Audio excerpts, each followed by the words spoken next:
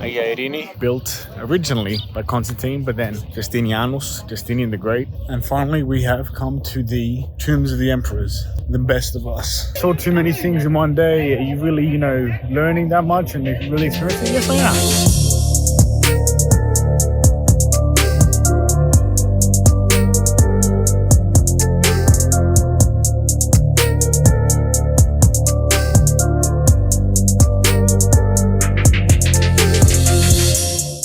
We are leaving the safe and holy land of Armenia for Turkey, Constantinople. It's like one of my biggest fears in my life, actually, to go to Turkey.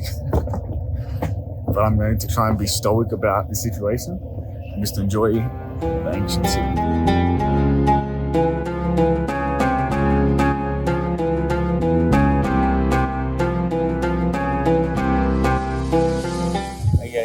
Built originally by Constantine, but then Justinian the Great fixed it up. And I think that's most of what we see here today. It's the oldest church in the city and the only one that wasn't turned into a mosque. Now it was an arsenal and then a museum.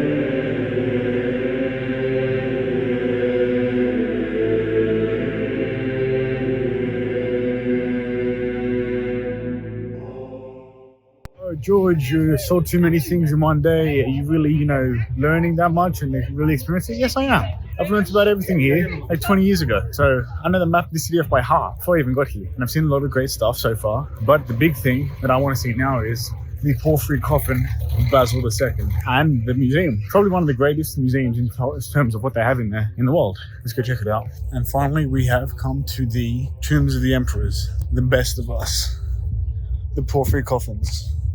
Porphyrogenetos, born of the purple, died in the purple. Look how much just ruins everywhere there are. It's kind of crazy. These are their tombstones. Let's figure out which one is the Vulgo Kratos.